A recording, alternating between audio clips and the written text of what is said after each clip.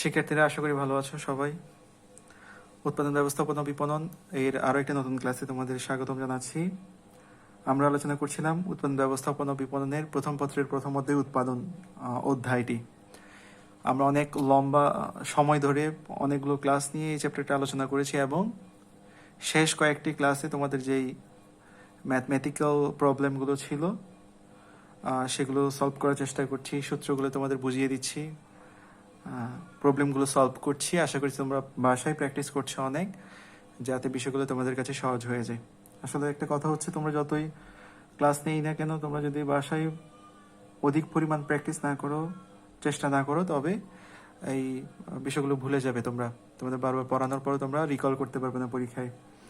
So পরীক্ষায় ভালো করতে পারবে না। আর পরীক্ষায় ভালো করার একটা অন্যতম মাধ্যম হচ্ছে অবশ্যই বাসায় বেশি বেশি করে প্র্যাকটিস করা। তোমার কাছে যত সহজ মনে হোক, কঠিন মনে হোক, নিয়মিত পড়া ছাড়া, নিয়মিত প্রবলেমগুলো সলভ করা ছাড়া তোমাদের এই বিষয়গুলো মনে রাখা একটু জটিলই হয়ে যাবে।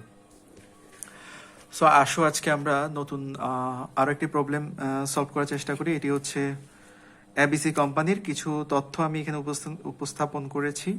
এবিসি কোম্পানির প্রথমটা হচ্ছে বিক্রয় মূল্য। আমি লিখেছি তারা কি পরিমাণ বিক্রয় করেছে। এখানে দেখতে পাচ্ছি ৭৪ লক্ষ টাকা। এগুলো সব টাকা। আমি যদিও টাকাটা লিখিনি, এগুলো সব টাকা হবে। ঠিক আছে, সবগুলো টাকা হবে। এরপর কাঁচামাল বাবদ খরচ হয়েছে। এখানে দেখা যাচ্ছে ১৭ লক্ষ টাকা। যন্ত্রপাতি ব্যয় হয়েছে ২৭ লক্ষ টাকা। শ্রম ব্যয় হয়েছে ১১ লক্ষ টাকা এবং বিদ্যুৎ খরচ হয়েছে ১,৫৭,০০০ টাকা। সো আজকে আমাদের যে কাজটা করতে হবে, আমাদের ডিরেকশন দেওয়া আছে এখানে, আমাদের কি করতে হবে। আজকে আমরা এই প্রবলেমগুলো থেকে যে ইনফরমেশনগুলো আমাদের দিয়েছে সেগুলো থেকে আমি সেই প্রতিষ্ঠানের আর্থিক উৎপাদনশীলতা বের করব। সো আমরা যে কাজটা করব সেটা হচ্ছে আর্থিক উৎপাদনশীলতা বের করব। আর আর্থিক উৎপাদনশীলতা বের করতে গেলে অবশ্যই আর্থিক উৎপাদনশীলতার সূত্র জানা আবশ্যক। তুমি যদি উৎপাদনশীলতার এই উৎপাদনের অধ্যায় থেকে তুমি উৎপাদনশীলতার যে প্রবলেমগুলো আছে এগুলো সলভ করতে গেলে প্রত্যেকটা সূত্র তোমার মনের মধ্যে গেঁথে নিতে হবে। আদারওয়াইজ তুমি কখনো এই প্রবলেমগুলো সলভ করতে পারবে না। সো আসো আমরা প্রথমে আর্থিক উৎপাদনশীলতার সূত্রটা জেনে নেই।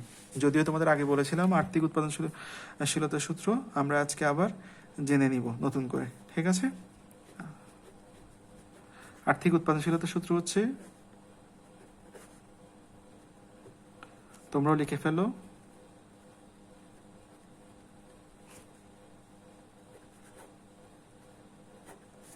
আর্থিক উৎপাদনশীলতা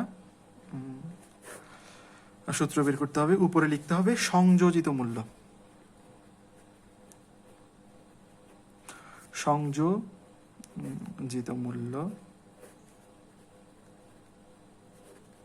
ঠিক আছে। আর নিচে লিখবো রূপান্তর মূল্য।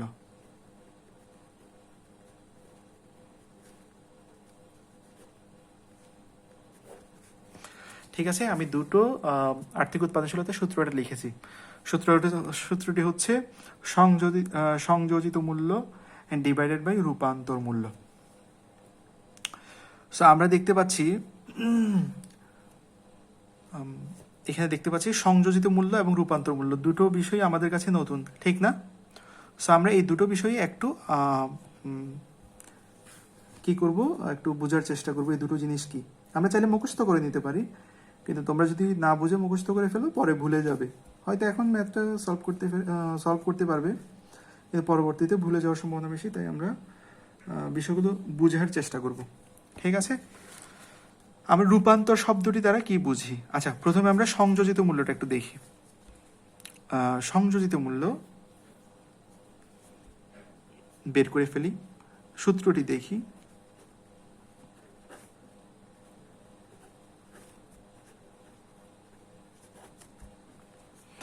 সংযোজিত মূল্য হচ্ছে, আমি কিছু কাঁচামাল ক্রয় করেছিলাম, কিছু জিনিস ক্রয় করেছি, সেই জিনিসটা রূপান্তরের মাধ্যমে, বিভিন্ন পরিবর্তনের মাধ্যমে একটা সময় আমি পণ্যটা বিক্রয় করেছি। সো আমার ছিল একটি উৎপাদন মূল্য, কাঁচামালের মূল্য যেটা আমি কিনেছিলাম, পরবর্তীতে এটা আমি বিক্রয় করেছি, সেটি হচ্ছে বিক্রয় মূল্য। এই যে একটা অর্থ দ্বারা কিছু অর্থ দ্বারা একটা জিনিস কিনলাম, অতিরিক্ত অর্থ দ্বারা সেটা বিক্রয় করলাম, সেটা হচ্ছে অতিরিক্ত মূল্য বা সংযোজিত মূল্য। যেমন আমি বিক্রয় করেছিলাম, ঠিক না, বিক্রয় মূল্য মাইনাস কাঁচামাল খরচ। একটা জিনিস খেয়াল করো, সংযোজিত মূল্য কাকে বলে? আমি কোনো কিছু এই কাঁচামালগুলো আমি কিনে এনেছি একটা নির্দিষ্ট টাকায়, পরে আমি আবার বিক্রয় করলাম, তাহলে কাঁচামাল কিনেছি কিন্তু অতিরিক্ত দামে বিক্রয় করেছি, ঠিক না? কাঁচামাল কিনেছি, পণ্য তৈরি করে অতিরিক্ত দামে যে বিক্রয় করেছি, এই অতিরিক্ত দামকে বলছি সংযোজিত মূল্য। তুমি কোনো একটা কাঁচামাল নিয়ে আসছো 20,000 টাকার, তুমি পণ্য তৈরি করে সেই কাঁচামাল দিয়ে পণ্য তৈরি করেছো, তারপর বিক্রি করেছো 50,000 টাকা, তাহলে 20,000 টাকা ক্রয় করেছিলে, বিক্রয় করলা 50, তাহলে অতিরিক্ত কত পেয়েছো? 30,000 টাকা। এটাকে আমরা বলছি সংযোজিত মূল্য, মানে সংযোগ করেছি, আগে যা ছিল, যে দাম ছিল তার সাথে অতিরিক্ত দাম সংযোজন করেছি, এটাকে বলছি আমরা সংযোজিত মূল্য। তো সংযোজিত মূল্য বের হবে, বিক্রয় যা করেছি তার থেকে কাঁচা মাল খরচ কত গেছে এটা বিয়োগ করে দিলেই তোমার কি বের হয়ে যাবে? সংযোজিত মূল্য বের হয়ে যাবে। সো আমরা চাইলে এখানেও বের করে ফেলতে পারি, বের করে ফেলি, সমস্যা নেই, নতুন পেজ নেওয়ার দরকার নেই। আমরা বিক্রয় মূল্য কত লিখেছিলাম তোমরা দেখতে পাচ্ছ, এখানে বিক্রয় মূল্য লিখেছি 74 লক্ষ টাকা, ঠিক আছে? 74 লক্ষ টাকা। কাঁচামাল কত ছিল দেখো, 17 লক্ষ টাকা। তাহলে আমরা লিখে ফেললাম, তাহলে কত হচ্ছে আমাদের অ্যামাউন্টটা, কত হচ্ছে? 57 লক্ষ টাকা, ঠিক আছে? এরপর আমরা জেনেছি সংযোজিত মূল্য সম্পর্কে, জেনে গেছি সংযোজিত মূল্য বেরও করে ফেলেছি, ঠিক না? সংযোজিত মূল্য কত আছে আমাদের জানা হয়ে গেছে। এখন আমরা বের করব রূপান্তর মূল্য। আমি তোমাদের রূপান্তর মূল্যটাও বুঝিয়ে দিচ্ছি, এবং তোমাদের আরো একটা কথা বলে রাখি, সেটা হচ্ছে বাসায় প্র্যাকটিস না করলে কখনো তোমরা এই সূত্রগুলো মনে থাকবে না এবং পরীক্ষা লিখতে পারবে না। রূপান্তর মূল্য কাকে বলে? আমরা কি করেছিলাম? কাঁচামাল কিনেছিলাম, ঠিক না? এই কাঁচামাল ক্রয় করার পর এই কাঁচামালকে পণ্যের রূপ দিয়েছিলাম, ঠিক না? কাঁচামাল কিনে এনেছি, যেমন কি কিনে আনলাম, যেমন প্লাস্টিক কিনে এনেছি, সেটা দিয়ে কলম তৈরি করেছি। প্লাস্টিক হচ্ছে কাঁচামাল, আর কলমটা হচ্ছে পরিপূর্ণ একটা পণ্য, মানে এখন মানুষের ব্যবহার উপযোগী একটি পণ্য তৈরি হয়ে গেছে, ঠিক না? এই যে আমি কাঁচামাল থেকে এটাকে নতুন একটা পণ্যে রূপান্তর করলাম, এই রূপান্তর করতে যা যা খরচ হয়েছে এটাকে বলছে রূপান্তর মূল্য। তাহলে কাঁচামাল থেকে একটা আসল পণ্যে রূপান্তর করতে গিয়ে যা যা খরচ হয়েছে সেটাকে বলছে রূপান্তর মূল্য। কাঁচামালকে আমি কি রূপান্তর করলাম?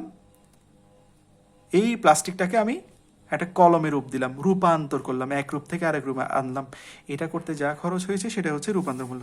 তাহলে রূপান্তর করতে কি কি খরচ হয়েছে একটু দেখো তো। এই কাঁচামাল এনে আমি কাঁচামালটাকে পণ্যে রূপান্তর করতে গিয়ে, এই কাঁচামাল কিনে কাঁচামালটাকে পণ্যে রূপান্তর করতে গিয়ে আমাকে যন্ত্রপাতি কিনতে হয়েছে, এর জন্য ব্যয় হয়েছে, শ্রম দিতে হয়েছে, মানুষ নিয়োগ করতে হয়েছে, তাদের শ্রমের মাধ্যমে এটা পরিবর্তন হয়েছে, বিদ্যুতের দরকার হয়েছে, ঠিক না? এই পণ্যটা রূপান্তর করার জন্য, কাঁচামালকে পণ্যে রূপান্তর করার জন্য যতগুলো খরচ আছে সেগুলোকে বলি আমরা রূপান্তর মূল্য, ঠিক আছে? তাহলে রূপান্তর মূল্য এখানে কয়টা আছে? কাঁচামালকে পণ্যে রূপান্তর করতে যন্ত্রপাতি খরচ, শ্রম খরচ, বিদ্যুৎ খরচ, এগুলো সবগুলো রূপান্তর মূল্য, ঠিক আছে? আমি তিনটাকে একসাথে লিখে ফেলবো। যন্ত্রপাতি ব্যয়, এরপর হচ্ছে শ্রম ব্যয়,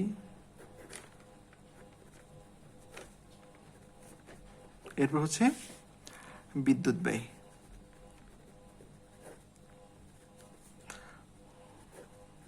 এই তিনটা ব্যয়, ঠিক আছে?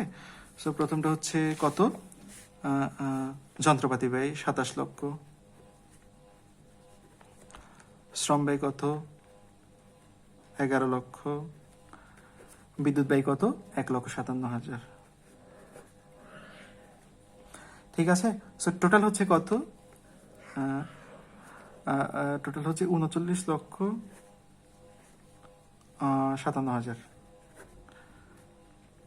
তোমরা মনে করছো কিভাবে দ্রুত আমি করে ফেলছি? আসলে আমি আগে ভাগেই জেনে নিয়েছি উত্তরগুলো কত হবে। ঠিক আছে, সময় যেহেতু বাঁচাতে পারি, তাড়াতাড়ি শেষ করতে পারি এই জন্য। ওকে, সো আমি আগে ভাগে জেনে নিয়েছিলাম। তোমরা অবশ্যই ক্যালকুলেশন করে আমার ক্যালকুলেশন ঠিক আছে কিনা জানবে, জেনে কারেকশন করে নিবে যদি ভুল হয়।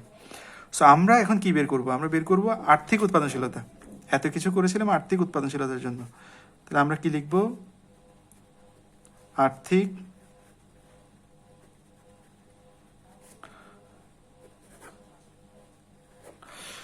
উৎপাদনশীলতা জানবো, ঠিক না? আর্থিক উৎপাদনশীলতা উপরে কি? আর্থিক উৎপাদনশীলতা বের করতে চাইলে উপরে লিখতে হয় সংযোজিত মূল্য, ঠিক না?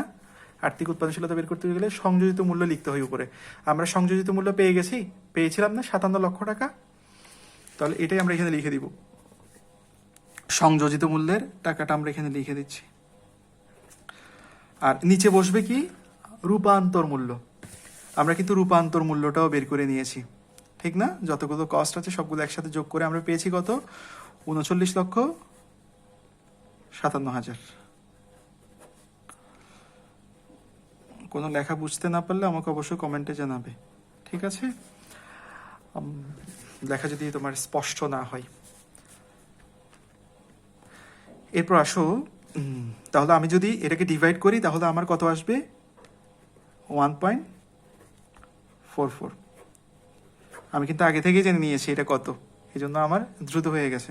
তোমাদের যেন সময় নষ্ট না হয় সেই কারণে আমি আগে ক্যালকুলেশনগুলো করে রেখেছি। তোমরা অবশ্য বাসায় ক্যালকুলেশন করে দেখবে আমার ক্যালকুলেশনটি ঠিক আছে কিনা। তাহলে আমরা কি পেয়ে গেছি? আর্থিক উৎপাদনশীলতা কত এই প্রতিষ্ঠানের এবিসি কোম্পানি, সেটা পেয়ে গেছে 1.44 বা 1.44 টাকা। এভাবেই তোমরা আর্থিক উৎপাদনশীলতা বের করে নিতে পারো। এবং তোমাদের কাছে রিকোয়েস্ট থাকবে তোমরা অবশ্যই আর্থিক উৎপাদনশীলতার দুটো প্রবলেম সলভ করে আমার কমেন্ট বক্সে দিবে।